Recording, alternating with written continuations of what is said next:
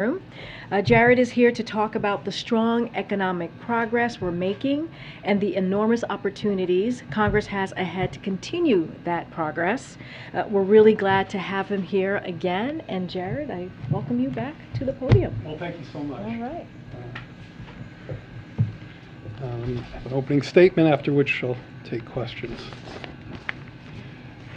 President Biden, who grew up in a family where the price of gas was a kitchen table issue, has elevated easing price pressures as his top economic priority. And we economists think of this in terms of inflation, inflationary expectations, interest rate changes, a vast array of complicated concepts and measurements. But the fact is that it comes down to affordability and the need among American households for a bit of breathing room in making ends meet. Therefore, we're very happy to report that the current drop in the price of gas, down 50 cents per gallon over the past 34 days, is one of the fastest decline in retail gas prices in a decade. At current prices, the average American driver will spend about $25 per month less on gasoline than they would have if prices had stayed at their June peak. Economy-wide, that means American drivers are saving around $190 million each day from lower gas prices. And since gasoline prices affect the prices of other goods and services through transportation costs, food is a good example, both households that drive and households that don't yield some benefit from lower gasoline prices. Now, the decline in retail gas price is not a daily blip. The chart behind me shows that gasoline prices have declined every single day for the past 34 days.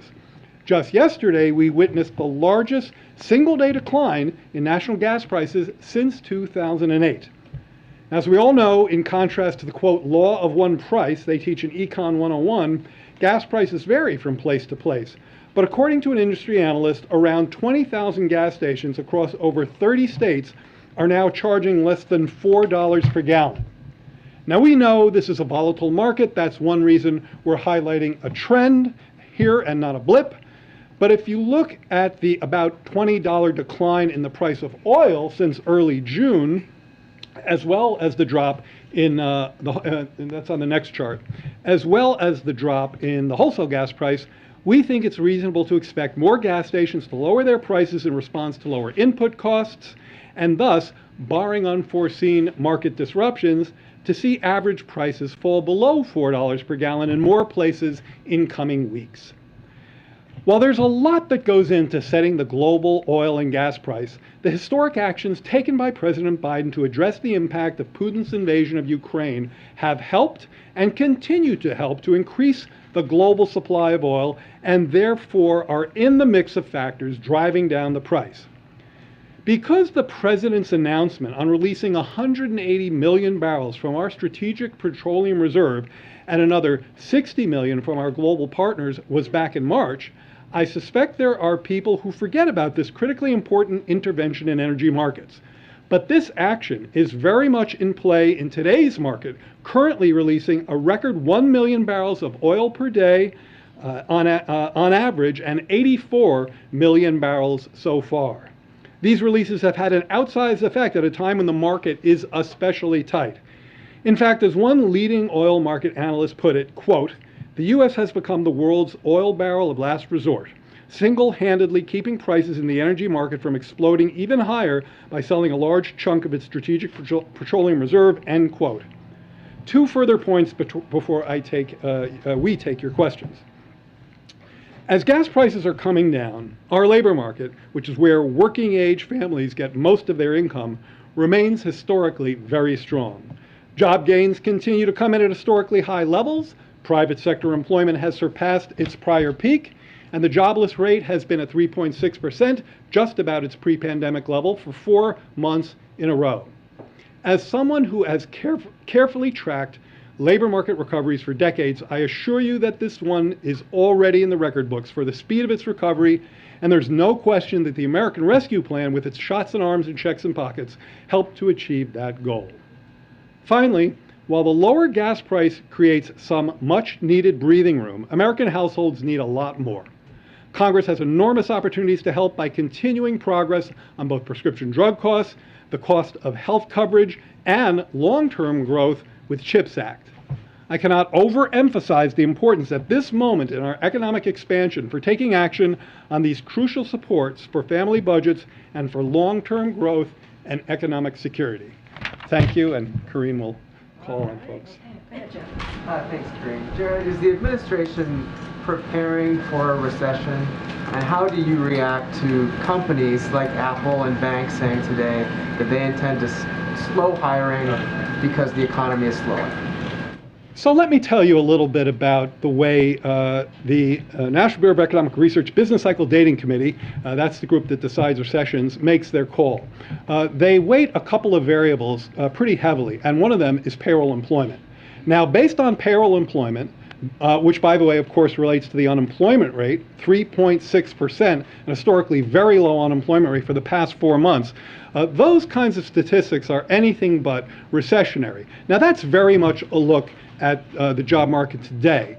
Slightly more forward-looking is if you look at consumers, and by the way, the bank reports I thought had this in their earnings reports. They talked about the strength of the American consumer. If you look at retail sales from just last week, you'll see American consumers still helping to fuel an economy that's delivering really remarkable job gains.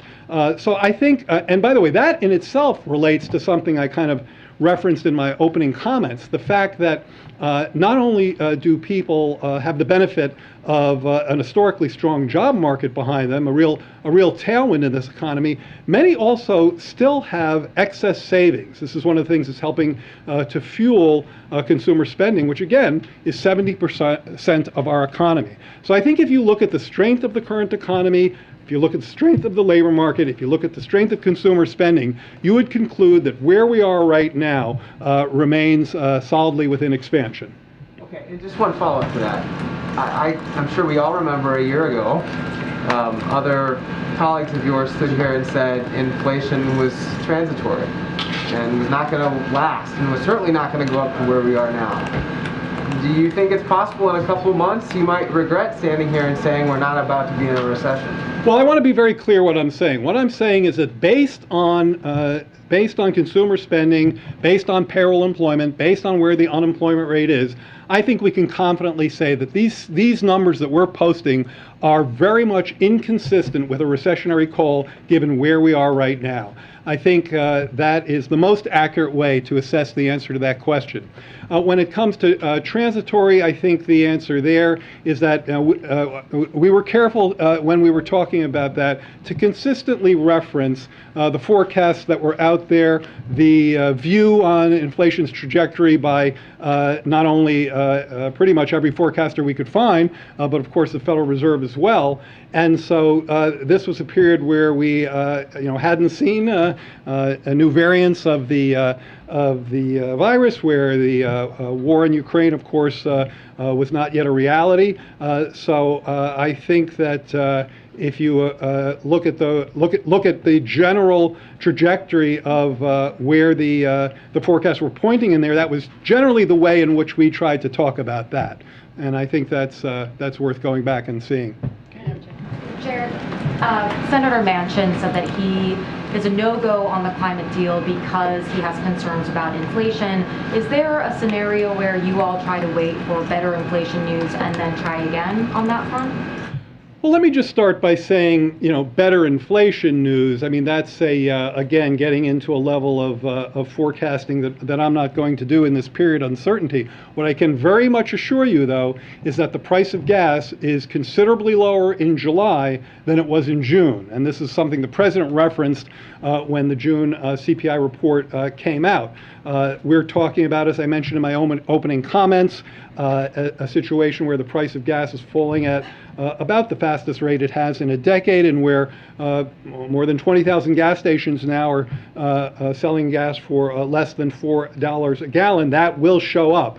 as some easing of prices. I think when it comes to reconciliation, the president has a view that was very clearly laid out in a statement last Friday. He will always follow a legislative path to get the deal done for the American people, to deliver the kind of relief, both near-term and long-term, that he came here to administer. But if part of that legislative path to reconciliation closes, we have other options. We can certainly pursue reconciliation with two critically important policies: lowering the cost of prescription drugs and lowering the cost of health insurance premiums to folks who get that from the exchanges. Particularly on those are both really important. Let me say a couple words about them. When you're talking about the exchanges, you're talking about 13 million people who are looking at a potential increase in their average premiums of $800 a year.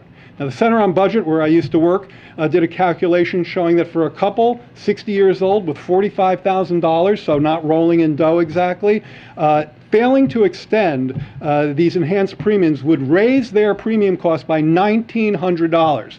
Now let's talk about prescription drugs for a second.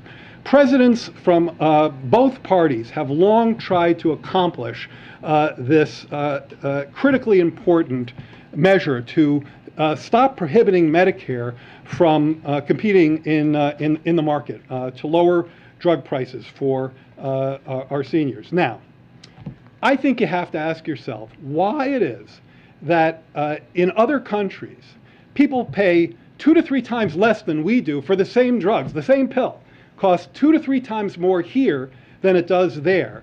The relief that we could deliver to our seniors from allowing prescription drugs to compete, as the president has stressed, is not just essential for their living standards and their well-being. It is a way to actually ease inflationary pressures.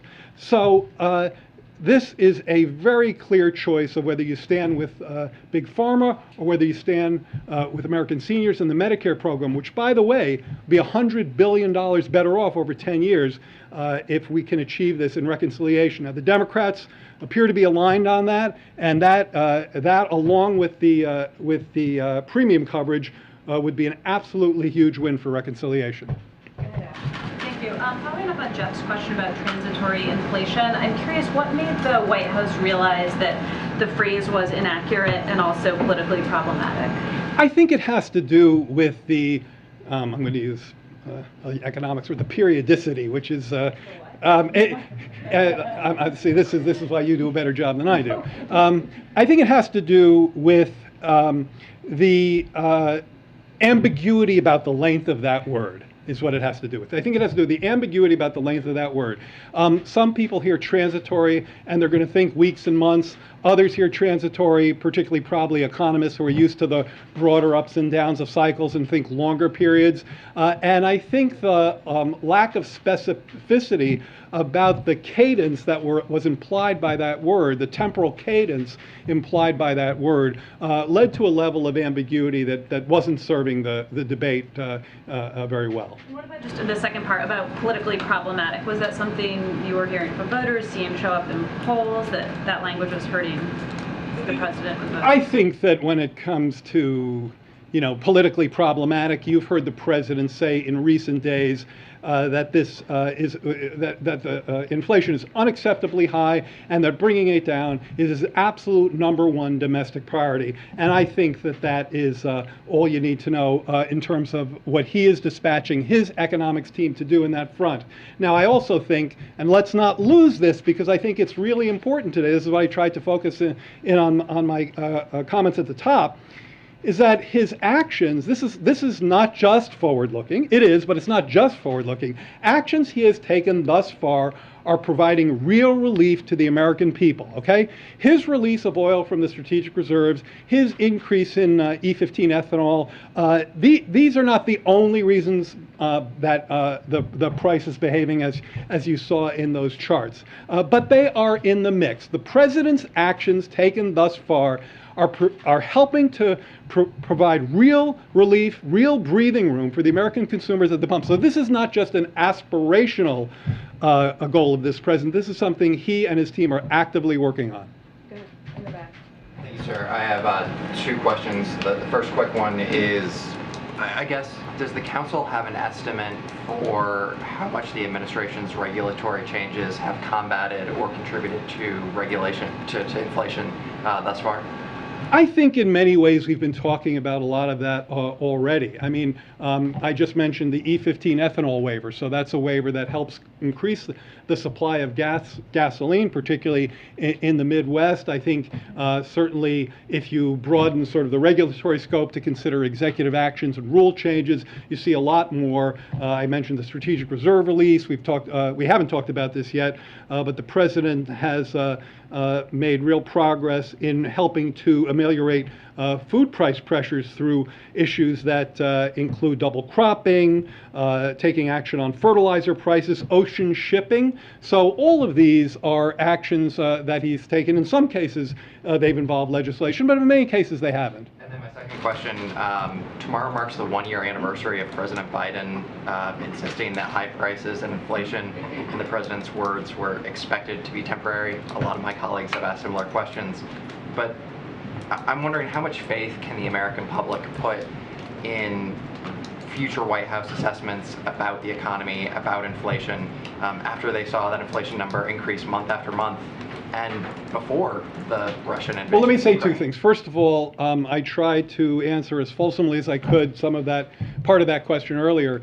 But let me ask you to focus on what we're trying to talk about today, which is something that is happening in the here and now. The chart's not up, but that first chart, which we can certainly make available to you, that shows we're not talking about looking around any corner here. We're talking about what has happened in the past 34 days to prices at the pump.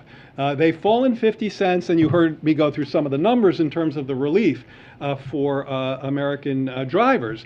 At the same time, we are not stopping there, okay? This is nothing close to a victory lap because we have much more to do to achieve the president's agenda of helping families get some breathing room in this tough environment, which is characterized by, of course, such highly elevated prices. Now, if you can help people with prescription drugs that cost 2 to 3 times less in other countries for the same pill, if you can help a 60-year-old couple with a $45,000 income not have to pay another $1,900 to get their insurance coverage, you are accomplishing the president's goals. Now, to do that, we need Congress to align and work with us. And many Democrats are there when it comes to prescription drugs. This is something that President Trump said he wanted to achieve, and he didn't get there. This president is pushing hard to achieve that goal. One last point on this. I've talked about mostly near-term relief because that's so important for families who are seeking a little bit of breathing room right now. But there's another piece of legislation on the docket, and that, of course, is CHIPS. And this is something that has had real bipartisan support. I believe an earlier version got 68 votes in the Senate. I think it is absolutely and critically important for this nation to invest in domestic production of microprocessors. Again, not only would this be a highly favorable investment for growth and for jobs, it would be disinflationary because one of the areas where we see inflationary pressures is, of course, in autos, which now very much depend on chips. To be clear, that's not a near-term intervention. That's not going to show up, in the next couple of months. But longer term, absolutely. Supply chain, same thing. Having it both ways, Jared, because when the gas prices go up, it's got nothing to do with the president. When we see some decline, you want him to get the credit. Look, I think that there's no both-way thinking here at all. I think that there has been a consistent, I think, pressure on this White House to try to do everything it could to ameliorate inflationary pressures, and the president has reacted from the beginning, talking about how this was such an important priority to alleviate these pressures on behalf of the American people. So what did he do? He put his head down and got to work and got us to work to do everything we could to achieve that goal. He then presided over the largest historical release of barrels of oil from the Strategic Reserve, 180 million barrels. Then he talked to global partners to get them to kick in another 60 million. So it was Putin's fault. When they're coming down, he gets the credit. Yeah, I very much disagree with that framing. I think what's happening here is a president who is working tirelessly to address the largest constraint, probably the toughest constraint facing American households right now, the budgetary impacts of these elevated prices. And we're showing you here today some real results, partially that partially derived from concrete efforts he's taken. With the different economic data releases we've seen, they aren't really consistent with each other. So out of all the choices of indicators, what does the administration see as the most important indicators for how the economy? That's a great question. So there is no most important indicator. At the CEA, yeah, a group of it. So at the CEA, we just look at all of them. And I think where I would take your question is that we don't give all of them. It's sort of like I was talking to this gentleman before about the different weights that economists put on these variables when we're trying to assess the conditions of the business cycle. I think this is particularly relevant in the area of GDP. So in terms of real GDP, if you look at consumer spending and business investment, you actually see some very solid numbers. And these are some of the numbers, particularly consumer spending, retail sales, consumer spending, personal income, taking out transfers. These are some of the measures that the Business Cycle Dating Committee look at. And so we're looking at them too. And if you get under the hood of the GDP report from the Q1, we'll probably be and we'll certainly be getting under that same hood in Q2. One of the things you see is consistently strong consumer spending. Now, consumer spending is 70% of our economy. That's actually uniquely high. In Europe, it's about 55. In China, it's about 45. So, you know, I could tell you stories about my family and some of the orders that I've seen come in from our own consumer preferences. This is a very acquisitive nation when you compare our consumer spending shares to other countries. So when you're looking at an economy with a 70% consumer spending share, and then you look at a labor market, which is, of course, as I said in my comments, which is, of course, where most working people get their income, it's from the labor market, and you look at the level of elevated savings, which, again, has the fingerprints of the rescue plan on it, you get a sense of what we're looking at in terms of economic indicators that continue to fuel pretty robust consumer spending. And that's an important, I think, element of the current economy. So a quick one on student loan debt and cancellation. Does the White House have any concern that canceling any amount of student loan debt will further aggravate inflation? And what kind of a status update can you give us on the president's deliberations on that? I'm not going to get ahead of the president and give you any kind of a status update. What I will say are things that I myself have said, and NEC Director Brian Deese has said, that if you think about the inflationary implications of student debt relief, and you think about those of restarting payments, they push in different directions, and we think that we think broadly speaking that those effects would essentially neutralize. Thanks. Jared, you said over the weekend that the president is going to look to enact his climate agenda with or without Congress. But realistically, how much of it can he enact without Congress, especially now that the Supreme Court has tied his hands to some degree when it comes to emissions regulations at the EPA? I think realistically, there is a lot he can do, and there is a lot he will do. The president will aggressively fight to attack climate change because he knows it's one of the reasons he's here, and it is absolutely core to transitioning from where we are to where we need to be. Now, I think I've given you a fulsome sense today of that both of the sides of that transition are important. Affordability at the pump, yes, but we also have to plot a path to clean energy. I said over the weekend that it's kind of unfathomable to me that that one wouldn't appreciate this urgency. If you look at the costs to our economy of floods, of droughts, of fires, if you look at the global economy and you see the kinds of heat waves that are occurring right now, scientists will tell you all day that this very much relates to global warming. You're talking about something like $120 billion a year in cost to our economy. If you think about the geopolitical costs occurring when a Russian plutocrat weaponizes energy and fossil fuels and funds this unjust aggression against Ukraine with it, you get another sense of just how important it is to intervene. And this all comes from conversations we've had with the president. That's how urgent this is. Now, you asked, what can he do? Let me start by telling you a little bit about what he has done. He has taken unprecedented action already to tackle the climate crisis.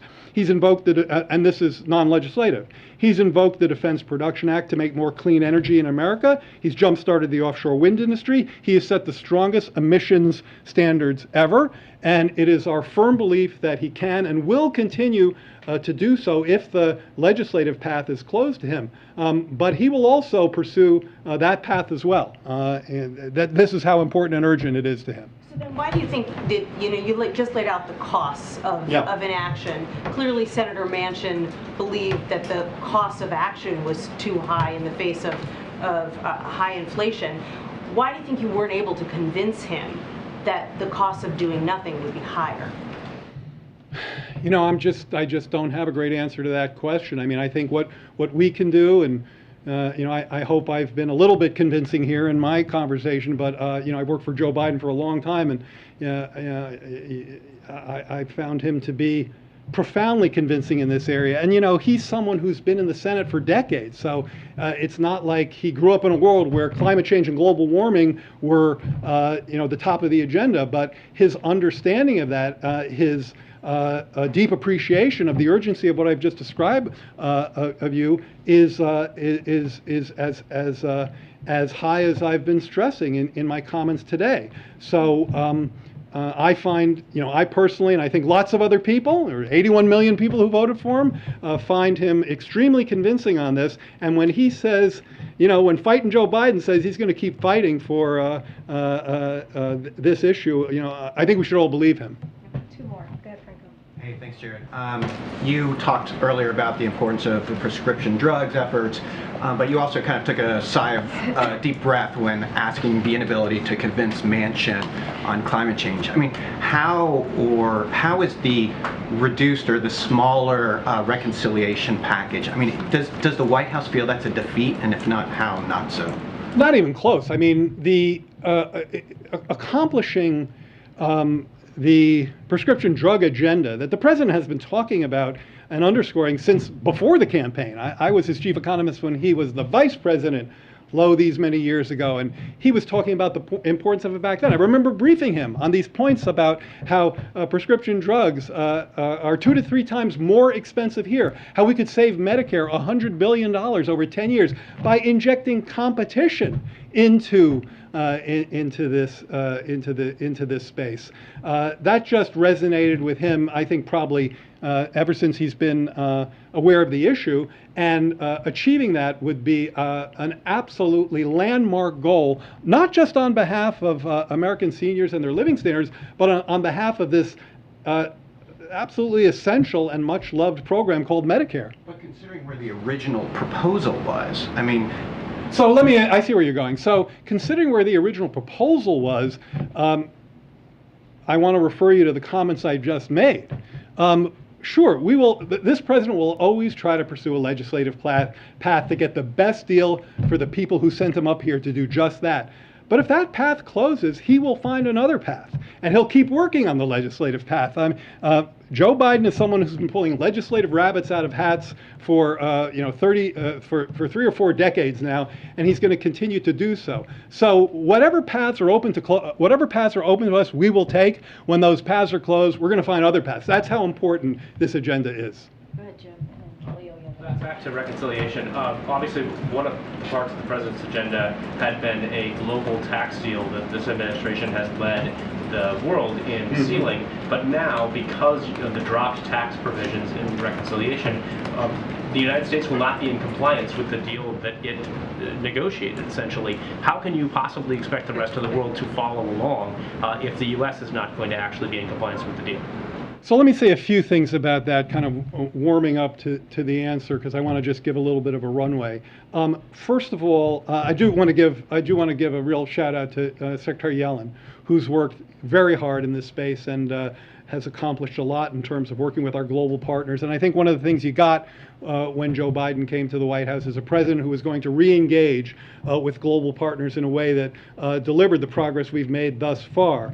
I also want to say something about this idea that has come up in some recent discussions that somehow increasing taxes leads to higher inflation. It's hard for me to even put the phrase together because I think it's really the other way. When you increase taxes, particularly on those particularly on those at the highest incomes. So you're not talking about people who are liquidity constrained, for whom inflation is nearly the problem that it is for middle or lower income people. When you're talking about tax increases for those at the top of the income scale, this is deficit reducing, and reducing the deficit is disinflationary, not inflationary. By the way, just a side note here. I was just looking at some of these numbers in my preparation for the shows I did yesterday. The budget deficit has come down 77% in this fiscal year, in the 9 months of this fiscal year, from October 21 through June 22. That's the largest decline on record over that part of a fiscal year. And I know some people say, well, that's all just spending coming off of the rescue plan. In fact, spending is down. Spending is down. I think I have these numbers right. Yeah, spending is down 18%. Receipts, tax receipts, are up 26%. I'll put these later out on my blog today. Econ Jared 46. I'm going to put these out so I have these. I'm pretty sure I'm remembering them correctly. Yeah, I'll get back to that in a second. So deficit reduction is disinflationary, and tax increases, fit into that. Now, in terms of the global tax deal, there's a lot of moving parts going on with that right now, Jim. The president remains fully committed to this. The Treasury Secretary fully committed to this. We have a staff that's worked on this intensely for month after month after month, and it is any rumors of its demise are hugely premature. Kelly, the last question. I have one quick follow-up and then one question. On the issue right off the bat that Jeff asked about preparing for a recession, understanding that you made it clear that you don't see those factors, how important is it for you to give the president guidance on what could trigger a recession so that he can take action? And then secondly, what have you learned from your national security colleagues about what came out of Saudi Arabia and how that might affect gas prices and your expectations on what OPEC and others might do in a few weeks. In a few weeks is what the president had said. Let me start with the second part of your question. We saw Saudi Arabia say it would work to increase its capacity for oil production, and I'd refer you to them for more information on that. Remember, they're a key member, of course, of the OPEC cartel. And as the president said, we welcomed their decision, OPEC's decision, to increase production by 50% above what was planned for July and August. So that's already in the mix. Now, in terms of keeping the president abreast of these issues, one of the things we do at CEA, I don't know how this is one of the ways we spend a lot of our time, and I suspect folks know about it, but just so you know, is that every economic report that we get, we write up and we put it in the president's book. Industrial production, GDP, jobs, inflation, every retail sales. We and particularly Chair Cecilia Rouse of the CEA are in very close contact with the president and the senior staff, always updating him on economic conditions. So there's nothing I've told you today that he doesn't know. And so in terms of his preparation for the potential of a recession, he's getting advised on that on a day-to-day basis. He is getting full information, just as I hope I've given you today, on current economic conditions and anything we can see around the corner. Okay, thank you so much, Thank you. Jared. Thank you for your time. My pleasure. We kept you long. Thank you. Thank you, sir. Thanks. All right, come back anytime. Okay. I forgot to. Scramble partner. Right? I agree. I agree. And welcome back to everyone who traveled with us to the Middle East. Okay, I have one thing at the top, and then we'll get going. So I want to call out a few reports from over the weekend that illustrate exactly what we are talking about when we say the impacts of the court's decisions are devastating, extreme, and threaten women's lives. This is the court decisions on Dobbs that came down almost 3 weeks ago. These reports also pull back the curtain on what some elected Republicans officials are trying to do by taking away your rights, taking away freedoms, and taking away privacy. First, before Texas extreme abortion law took effect, it was reported that one woman there received a standard procedure for a first trimester miscarriage. But after the extreme law, it was reported that when she had another first trimester miscarriage, the same hospital wouldn't perform the same standard procedure. Instead, they sent her home. They told her to return to the hospital only if her bleeding was so excessive it filled the diaper more than once an hour. This is outrageous. Now, another report we're hearing, Republicans in Congress, more than 100 of whom have already said they're in favor of a nationwide abortion ban, are being urged by extremist groups to focus on instituting such a ban at the federal level. So I want to repeat that again. A ban at the federal level, not just state by state. So this would criminalize doctors and other healthcare providers who provide abortions in every state across the country. It's becoming clearer by the day that congressional Republicans want to strip away rights, starting with a nationwide abortion ban and moving on to marriage equality and contraception. With that, I welcome you to your first time in the APC, right? Thank you. All right, so go ahead. A couple quick questions on the Saudi trip, and I'm wondering if the president believes that the trip was a success and worth the criticism that he faced domestically. And also, following up a little bit on Kelly's question, when precisely will Americans start to see tangible benefits coming from the trip? Is it the next OPEC Plus meeting? The president did seem to indicate something in the coming weeks. So just going back to starting with your last question first, and Jared basically touched on this, which is we have to remember in early June, OPEC Plus, which is Saudi Arabia clearly chairs OPEC Plus, made that announcement that we welcomed about increasing their production 50% in July and August. The conversations that the president had in Saudi Arabia in the bilateral meeting that he actually read out, as you all know, in a press conference that same Friday in Jeddah, they talked about energy securities, and Jake Sullivan actually said this as well: is that we will measure success in the next couple of weeks. We anticipate to be an increase of production, but again, it's going to take the next couple of weeks, and that will be up to OPEC Plus. And also, the president has talked obviously a lot about his support for a free and independent media, and I was wondering why the U.S. press did not get access to that greeting between President Biden and the crown prince, and we had to rely on Saudi state media for the images of that fist bump. So first thing, because I do want to touch, you asked me another question about what we believe got done. So let me just read off a couple of things there, and I'll get to your most recent question there. So just so that folks know, Saudi Arabia announced it will open Saudi airspace for flights to and from Israel, a historic decision that will pave the way for a more integrated, stable, and secure Middle East. As you know, when Jake Sullivan and I gaggled on the plane when the president flew from Israel to Saudi Arabia, that was a historic flight. So just want to make sure that we acknowledge that. The GCC +3 pledged billions to address food security resulting from Putin's war against Ukraine. Saudi Arabia committed to support global oil market balancing for suspended economic growth. This is what you were just asking me about. The United States has welcomed the OPEC Plus decision to increase production by 50%.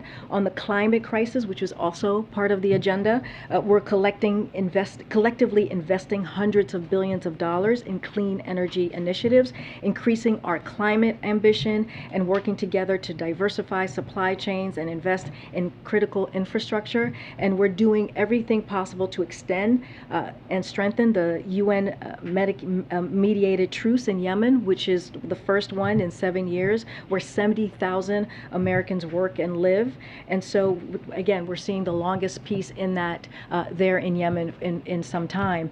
To your first question, look, we, as you know, we do everything that we possibly can when we go to a host country to make sure that you all have access, that there is transparency, which is why you heard from the president directly, and he held a press conference that Friday in Jeddah, as I just mentioned, so that he can read out himself what occurred in the bilat, and also you all were able to ask questions. Sometimes it is not perfect, we understand that, but we want you to know we do everything that we can to make sure that you all have access. We did that with the bilat by having a pool spray at the top, and other meetings as well. So we do our best. We want to make sure, again, that you guys hear from the president directly. You get to see what is occurring in some of these meetings that are happening, and we will continue to make sure that we make that a priority as we continue to do our travels.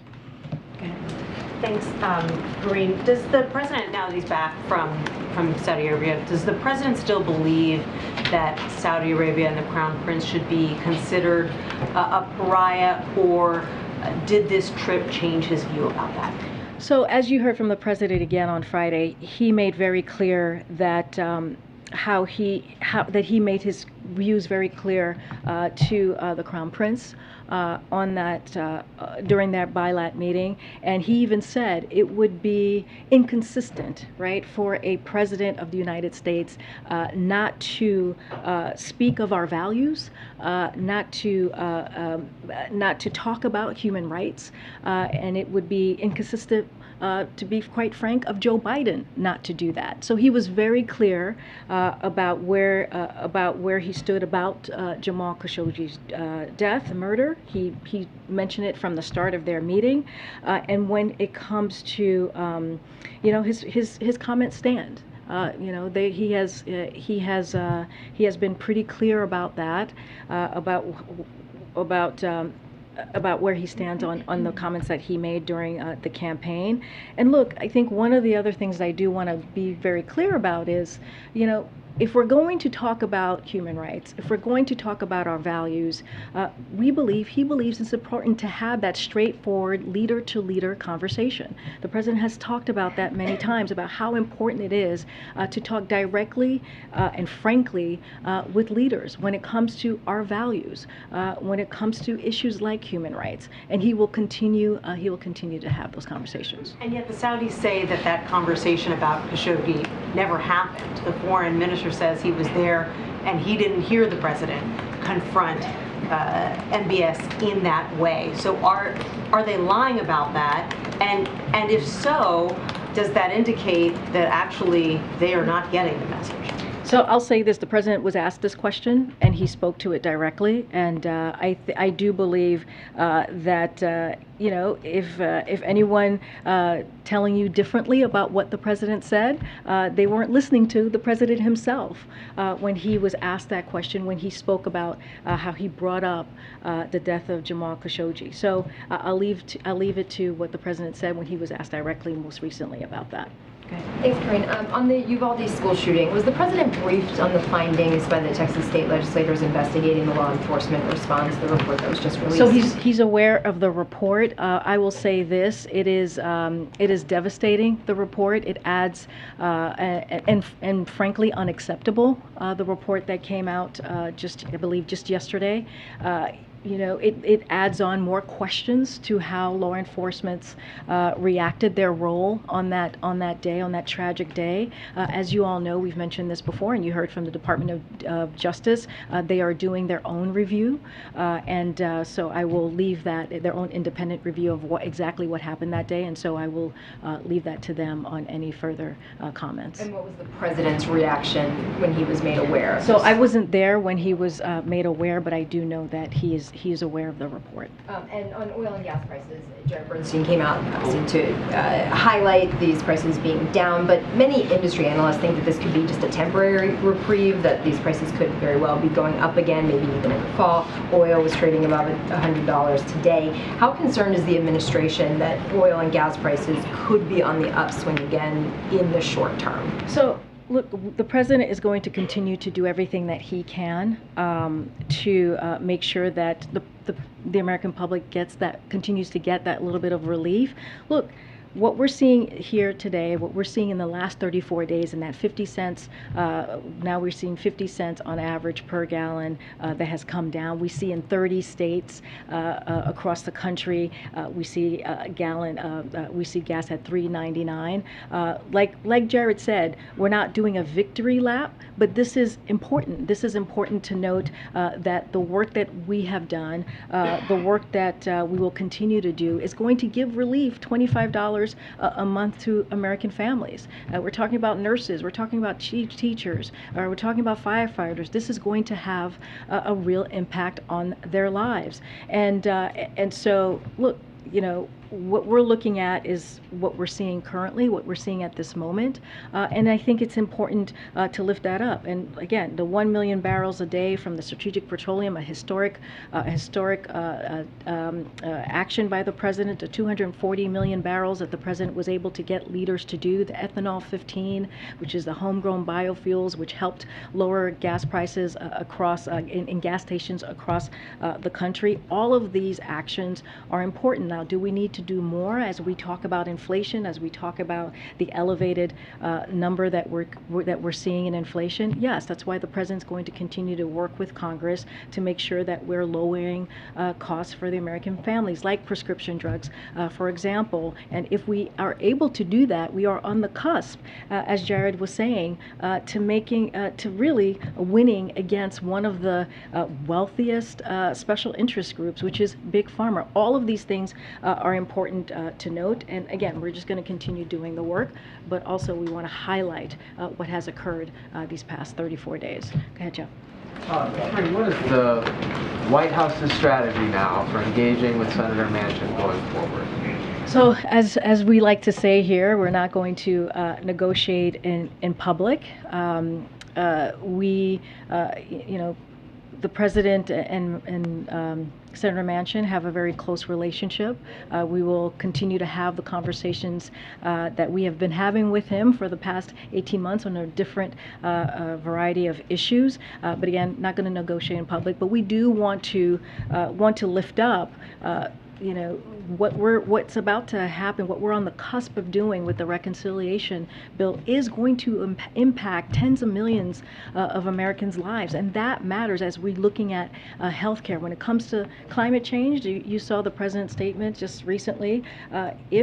If Senate doesn't act on that and doesn't take action on climate, he has a contingency plan, which is using his executive authority to make sure that we take on climate change in a way that's going to be effective. I don't have anything to read out to you on that particular action, but again, we're not going to negotiate from here, and we're going to just continue to make sure that we deliver for the American public. Do you feel like Senator Manchin led the White House on with regard to climate?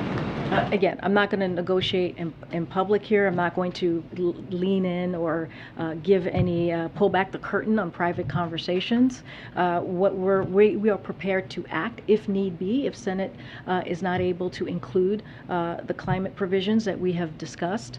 But again, what we're seeing right now with the reconciliation as it relates to Medicare and being able for Medicare to negotiate bringing down drug prices, that is an important step. So we're going to continue to do the work. When you say, and the president says he's prepared to act on climate, what's the time frame for that? Do you wait until the fall? Do you get started before that? What's the overall time frame? We don't have a timeline for you at this point. As you know, negotiations are currently happening, and so we will see where the Senate lands. You spoke before the trip about advising the president about reducing contact due to COVID and the variants. and we saw some fist bumping, but we also saw some embraces and some handshakes and so forth. So just for record-keeping purposes, has the president had a negative test since he returned home? So that's a good question. I would have to check with our team. As you know, he gets regularly tested as the advice from his doctor. So he has a regular cadence that his doctor decides on.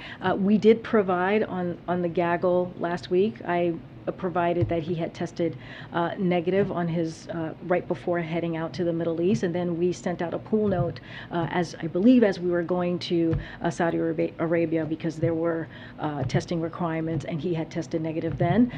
I will work to get that information for you. Since we don't see him in public today.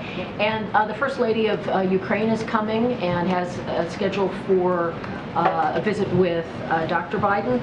Do you expect the president will drop in on that? So I don't have any more details to share with you. I know she's meeting with Secretary Blinken today. She's meeting, this is the First Lady of Ukraine, is also going to be meeting with Administrator Power once we have more information on our side on what the schedule looks like this week. And if that includes her, we will certainly share that. Karine, thank you. I'll come to you after. Just following up on something the Vice President said today, does the President agree with her that the recent Supreme Court decision on abortion access is similar to slavery? I have not seen her comments. I would like to see her comments for myself Her comment before. was, we know, NAACP, that our country has a history of claiming ownership over human bodies. And today, extremist so-called leaders are criminalizing doctors and punishing women from making healthcare decisions for themselves. Well, she is correct. Today's decisions are criminalizing doctors and essentially taking the rights away from women, taking the freedom away from women, really taking away people's privacy. That does matter, and that is important. Slavery, so the President agrees. For me, I appreciate you reading out what she said. I need to actually see exactly what was said and in what complete context. That's what I need to do as a spokesperson for the administration. But I will say that second part of what you just said, the Vice President is actually right. I just at the top, I just laid out what women are going through in this country because of an extreme decision that SCOTUS made. Because of what they did, it is going to upend and change the lives of women across the country. And we have to be mindful about contraception. We have to be mindful about marriage equality because they have made it really clear. Extreme Republicans, ultra MAGA Republicans have made it clear that that is what they're going after next. So that does matter. And then following up about this comment that the Saudis say did not happen, but the President says did happen.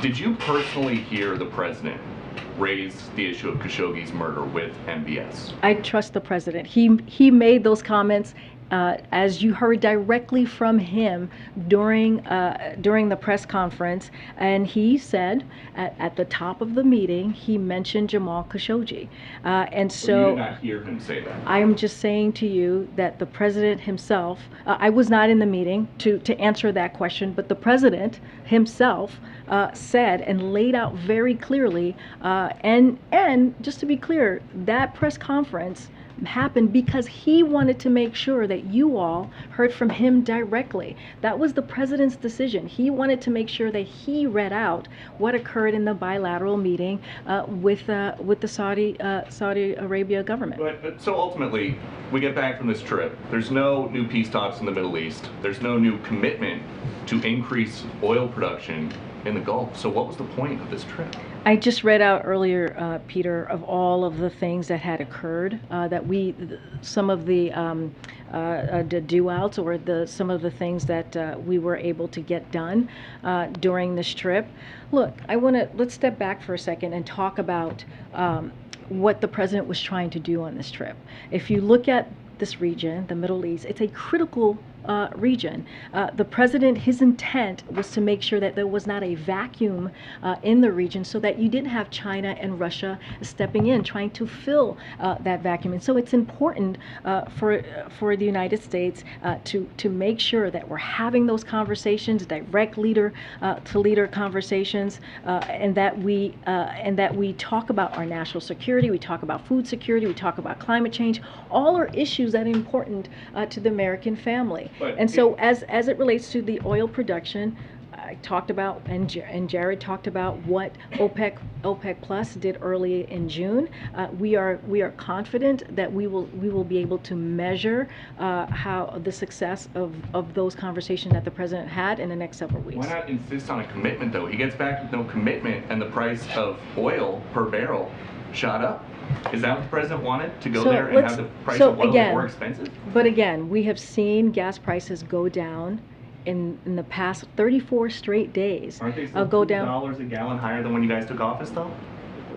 First of all, we have to look at the impact of how we got there, right? You think about the war that Russia has taken on in Ukraine, an unmitigated war, and a war that is brutal, and that has had an effect on the price gases going up, almost $2. We have talked about that endlessly. And also, we are also in a once-in-a-generation pandemic. So there are outside factors that has led to gas prices going up, to food prices going up, to inflation going up. So that is really important. What we have seen in the last 34 days is that gas prices have gone down on average by 50 cents a gallon. That matters. That matters to teachers, that matters to firefighters, that matters to nurses, that matters to everyday people, and the president is going to continue to do the work to make sure the prices go down. I'm going to continue, Peter. Thank you. Well, actually, let me try and go to people I haven't called on. Go ahead, Jenny. Thanks. Jared was just talking about the broader reconciliation bill, which would have increased taxes on the wealthy, and he said this is not something that he views as inflationary.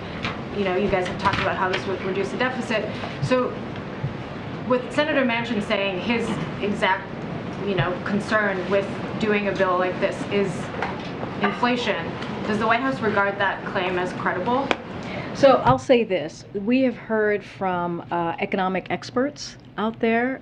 We have heard from even Jason Furman, folks who are critical of us, who have said said the opposite, that the president's plan on reconciliation will actually bring down inflation, an anti-inflation bill, if you will.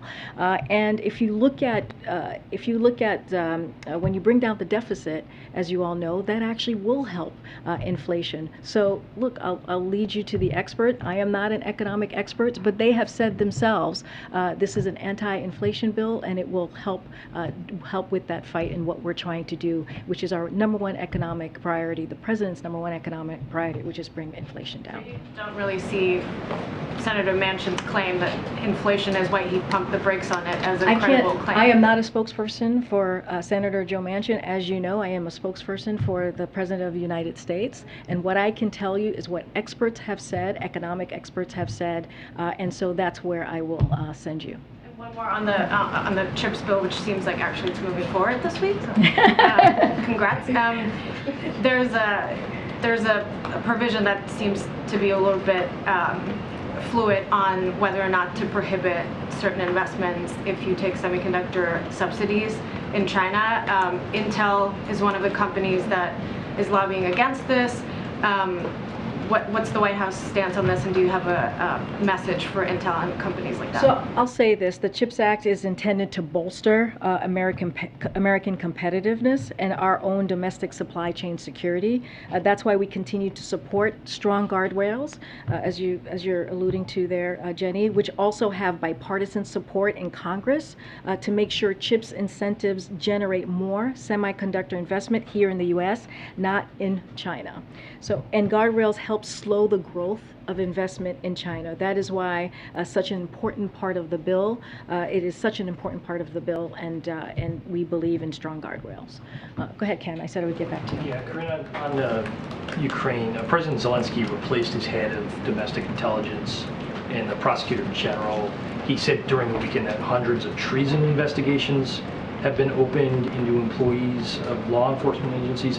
Is there any concern that Russia may be infiltrating Ukraine's security networks and undermining the war effort?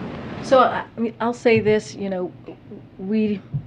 per usual, don't speak to any personnel arrangements or domestic politics. That is not something that I will do from here. But I'll say this, for our part, we will continue to work with our partners in Ukraine to help them defend against Russian aggression, and with the Ukrainian Prosecutor General's office as they document the war crimes and atrocities that Russian forces in Ukraine are committing. We also continue to support Ukraine's ongoing anti-corruption reforms as well. And Senator Cruz over the weekend said on his podcast that the Supreme Court was clearly wrong and overreaching when it legalized same-sex marriage in 2015. What is the White House view on that? Does that raise a lot of concerns? So it should raise concerns. As we know from the Dobbs decision, one of the things that we saw from Judge Thompson is that they're looking to go further, whether it's privacy, contraception, or marriage equality. Now, you all know that this president has supported marriage equality for some time. This is something that he believes in, and this is something that he will continue to fight for. Try to call folks I haven't called on. Thanks, Karine. Did the president urge Saudi Arabia to stop purchasing oil from Russia? Because Saudi Arabia has actually doubled its Russian oil imports this quarter, which is, of course, helping Russia's cash flow.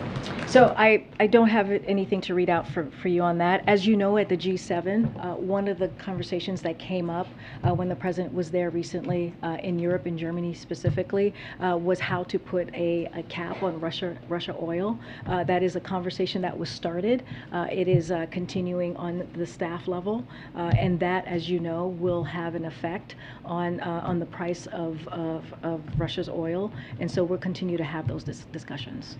Thanks. And you spoke earlier about the president's contingency plan regarding taking executive actions on climate.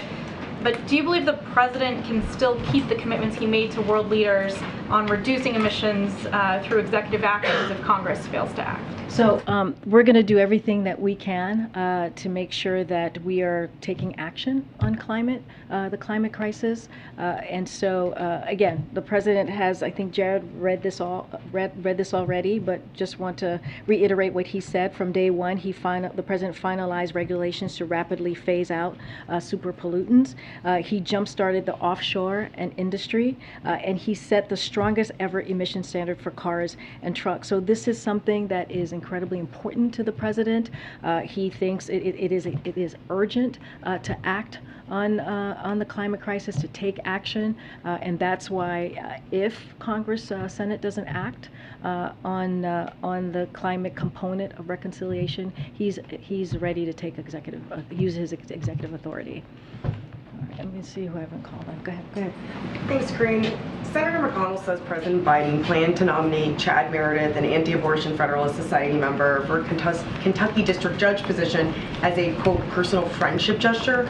Why would the president do that when he's vowed that DOJ will do everything in their power to protect women's access to abortion? So what I'll say on that is that, as you heard from Rand Paul, he was not ready. He's not ready to move forward with the blue chip. Is that process in the Senate? And so we are not going to be nominating Chad Meredith. Was it initially a personal friendship gesture, as Senator McConnell said?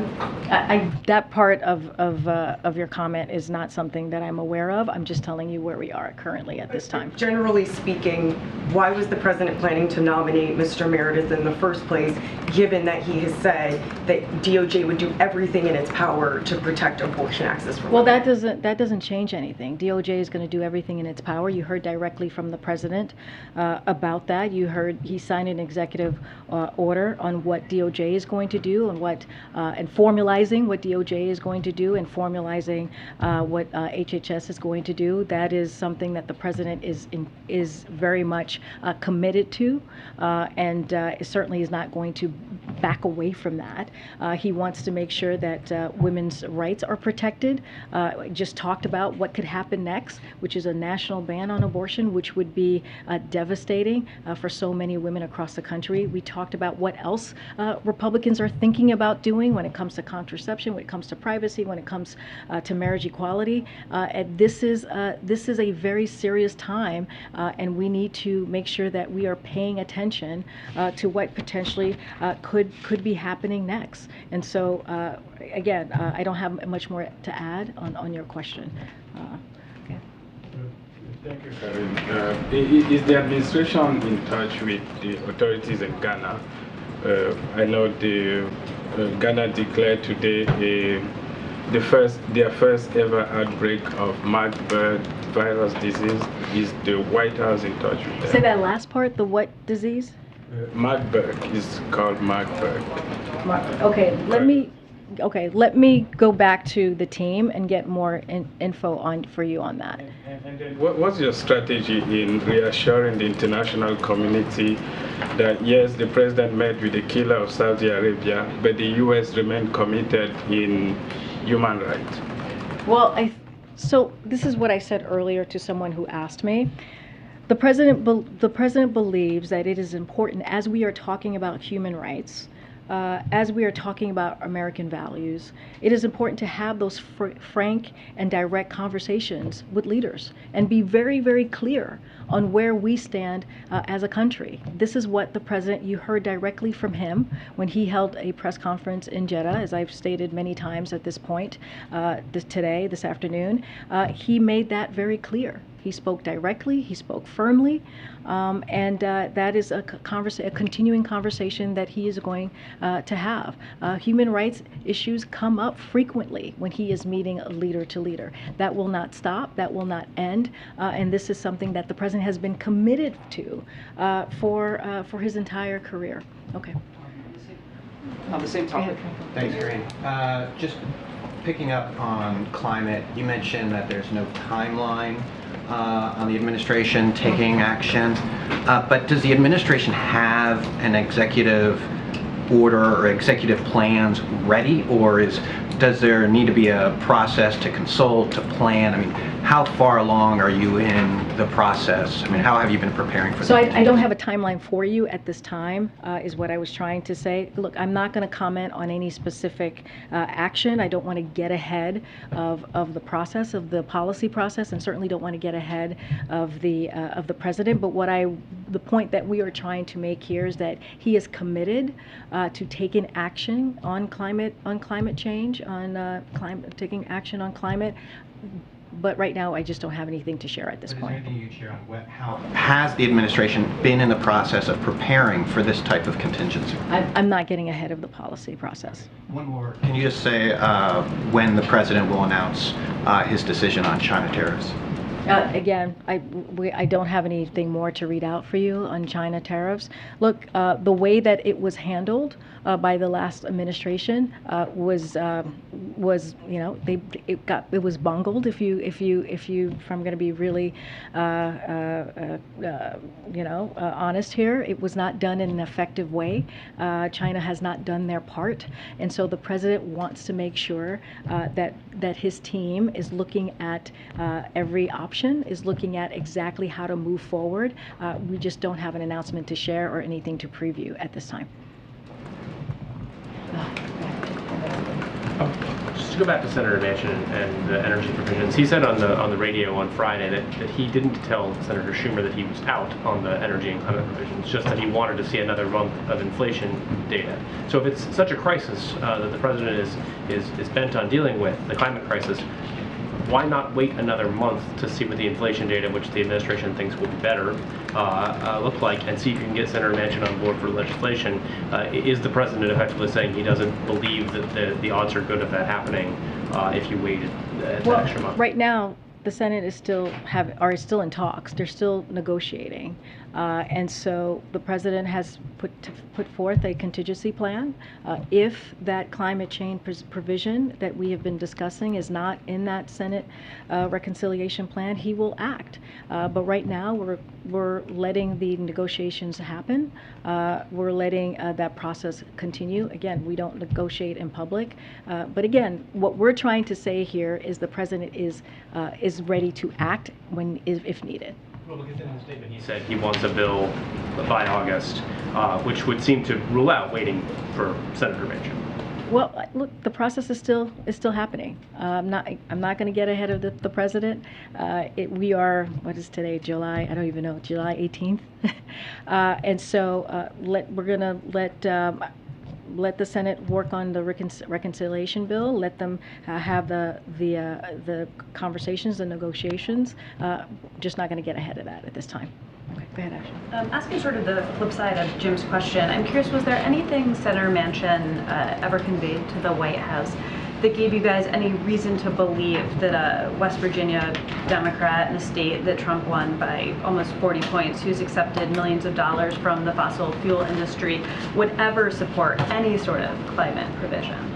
So I'm not going to comment on private conversations.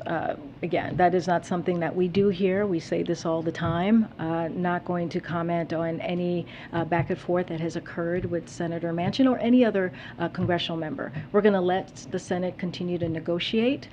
When it comes to what we are seeing right now with the prescription drugs, I have said this, Jared said this, that is we're on the cusp of a big win here, which is incredibly important for tens of millions of Americans as we speak about Medicare and them being allowed to negotiate drug prices down. Following up briefly, more broadly, I mean, do you have any reason to believe that you didn't waste your time trying to get Senator Manchin on board for any sort of climate, legislation? I'm just not going to get into private conversations. Okay. Go ahead. Thank you, Karine. I would like to ask about Moscow using energy as a weapon in Europe. There's a growing fear that Russia will not restore natural gas deliveries to Europe after its ongoing annual maintenance of Nord Stream 1, which could lead to serious crisis in Europe, to gas rationing. How concerned is the President that it may weaken Europe's resolve, and what the US is doing to help? So a couple of things, I just want to lay this down because it's an important question that we want to address. So following, as you know, the further invasion of Ukraine, Russia continues to use natural gas as a political and economic weapon, as you're stating, Merrick. Russia's energy corrosion has put pressure on energy markets, raised prices for consumers, and threaten global energy security. These actions only underscore the importance of the work both the United States and the European Commission are doing to end our reliance on Russian energy. President Biden formed a task force, as you all know, we've announced that here, on European energy security with EU President von der Leyen. The task force has met regularly to discuss options to reduce Europe's demand for natural gas, and has also met with key stakeholders to promote the deployment of heat pumps, smart thermostats, and energy demand response solutions. So we are also partnering to diversify energy supplies to Europe. Since March, global LNG exports to Europe have risen by 75% compared to 2021, while the U.S. LNG exports to Europe have nearly tripled. So we continue to work with our European partners to reduce the dependence on energy, on Russian energy, to be exact. Enough to help Europe to survive the winter. Russia may, at any point, anytime, cut natural gas deliveries to Europe. It's real fear in Europe right now. No, we understand that. That's why we created the task force, and the task force is going to do everything that we can to make sure that we deal with the dependence that European countries have on Russian oil. Look, we have seen. I just laid out. We have seen some progress, and so we're just going to continue to work with our European partners. Okay. Thanks, Karine. So I'd like. No, I was calling the gentleman in front. Go ahead. On abortion, in 2 weeks, Kansas is going to vote. They're going to be the first state to vote on the abortion issue. How much stake is the administration putting on the result of that election, given the fact that they're going to be deciding? So can't speak directly to any specific elections. Look, the president has made clear when we talk about choice and we talk about where we are currently with abortion, when we talk about Republicans who are trying to make a national ban across the country, this is very serious, dangerous outcomes that we're facing with. And so the president has been very clear to make sure that Americans get their voices heard and take it to the ballot box. That is the way that we're going to see real change. That is the way that we can use our political power. He's going to continue to say that, but at the same time, do everything that he can, as from his executive authority, to what he can with the federal government to protect women. And then marriage came up earlier. The House is expected to vote on the Protect Our Marriage Act, I think tomorrow.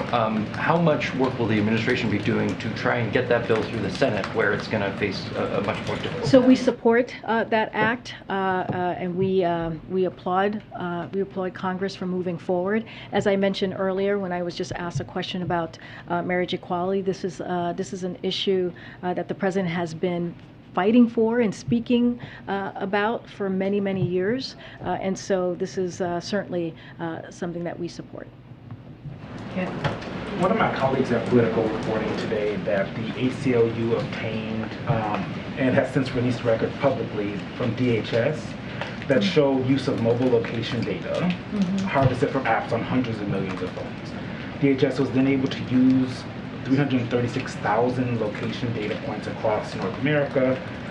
This started under the Trump administration, and contracts have been renewed under the Biden administration, basically traveling, knowing where people are when it comes to what DHS does, the work that DHS does. Does the president stand by using location data on this scale, especially in light of concerns of the use of phone data when it comes to period tracking apps, which the administration has talked to quite a bit? So I have not seen this data, so I need to take a look at it so that I can respond in a way that's fulsome and be able to answer your question. I just haven't seen that data, but I refer you at any more specifics on that. Clearly, I refer you to the Department of Homeland Security. How does the administration feel about using location data? Honestly, Eugene, in order for me to respond to your question, I just need to see exactly what you're asking me about and what the data is. I can't do that without knowing the specifics. And back to the firing of the prosecutor general in Ukraine. How concerned is the administration, given how closely she's been working with A.G. Garland, and she was also replaced by someone who's been credibly accused of corruption? How concerned is the administration? Well, I'll say this. Like I said, we don't get involved and don't comment on any political domestic politics that happens in another country. We're going to continue to work closely with Ukraine on their fight for democracy, on their fight against Russia's aggression, and also their corruption reform, as I just stated. We'll continue to work with them on that. Okay. I'll take one more question. Without congressional action on climate, does the White House, does the president see any viable path for reaching his goal of the U.S. cutting carbon emissions in half by 2030? Say that again, I didn't hear you. Without congressional action on climate, does the president see any viable path for reaching his goal of cutting carbon emissions in half by 2030? So again, negotiations are still happening. And so we leave that to Senate and see exactly what is where the process is going to land. The president is again ready to act, ready to take executive authority, use his executive authority if that climate change provision is not included in the reconciliation bill. I'm not going to get into specifics or get into hypotheticals at this time, but we're going to continue again to just let the Senate work. MJ, I know you had a question. I'm going to let you go ahead and ask the question. Does he think that goal can be reached just using executive authority? again, I'm not going to get into hypotheticals. Let's see where negotiations go. The president, as you know, as we have said, he is committed to taking on climate change. He thinks that it is urgent to do that. There's an urgent matter to do that now, and so we're gonna let the negotiations continue. Again, I'm not going to negotiate from public or speak to hypotheticals. Go ahead, MJ. Two quick questions. First, on baby formula, the recent data indicates that more than 20% of formula products are still out of stock. Just wondering what the White House's assessment is right now, why that is the case, particularly given that we've seen, for weeks now, a ton of formula being flown into the country. And does it have a sense of when things will actually start to normalize? So I'll say this: the federal government has worked in lockstep with private sector to ramp up domestic production and to increase the supply of safe infant formula, which we understand is incredibly critical for families across the country as they're trying to make sure that they're feeding their babies, their children, safe baby formula. This is what this is all about: safety, and that's our priority here. But also making sure that we're doing everything that we can to get that out. We're ramping up domestic production, including invoking the Domestic Production Act, as you all know, which has allowed companies to increase production. We're increasing imports. Already the FDA has granted enforcement discretion for companies to import over 524.1 million 8 ounces bottles worth of infant formula, including over 5 million bottles of medical specialty formula, which is important as you're asking me about formula in bottles. And third, we're enhancing WIC flexibilities by waiving rules and restrictions that prevented low-income mothers from getting formula. All 50 states have taken action, issuing more than 200 waivers. Look, this is a priority, continues to be a priority for us. We're going to do everything that we can to increase production, but again, we want to make sure that the safety is first. One more follow-up on the Saudi trip.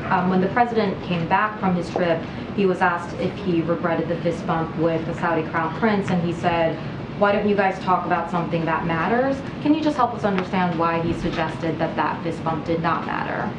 Well, here's the thing. I think the way that the president looks at this is what were the issues, the agenda that was discussed, the policies that were discussed, and what were the deliverables. And so, when the president goes out to just across the country and has these meetings, it is very important. You hear us talk about this all the time, having that leader-to-leader conversation. This is a president that has been, a senator for decades. He was the vice president. He was a president. He understands how these interaction works. He understands how these relationship works. He has experience in it that he believes is incredibly critical and important. Look, again, when he went to the Middle East, it was making sure that there was not a void for countries like Russia or China to step into, to make sure that we were responding to Iran, right? To make sure that he had conversations not just with Saudi Arabia, but a dozen other leaders that were at the GCC +3, and not only that, he was in Israel right before he got to Jeddah. So these are important, he believes these are important policies that are going to help the American public. That's what he's there for. When he goes out, yes, the region is important, yes, the region is critical. There's national security conversations that need to be had and other agenda items that need to be talked about, but also we're talking about the Americans' interest. We're talking about how important it is to make sure that we are delivering as well here domestically. And so that is the focus of the president. But on that comment, he does certainly understand why, for a lot of people, including Jamal Khashoggi's family or colleagues, that fist bump and that meeting with MBS mattered a lot, right? Well, I'll say this. The president he was asked directly about Khashoggi's fiance, and he, our hearts go out to her. right? Our hearts go out to his family, of course, and to his colleagues. Of course, we understand the pain that everyone is going through. That's why when the president came into office, he released the Khashoggi report, something that the last administration did not do. This is a promise that he made to Congress. This was a promise that he made to the American people to do that, and he took it a step further to make sure that there was the Khashoggi ban, which is which deals with visa and travel, and that has been used more than 70 times. But we understand the pain that people are feeling. But he also wants to make sure that we're talking about the policy, that we're talking about the agenda, that we're talking about what occurred that is going to help the American public as well. All right. Thanks, everybody. I'll see you tomorrow. Thank you. Thanks, Karine.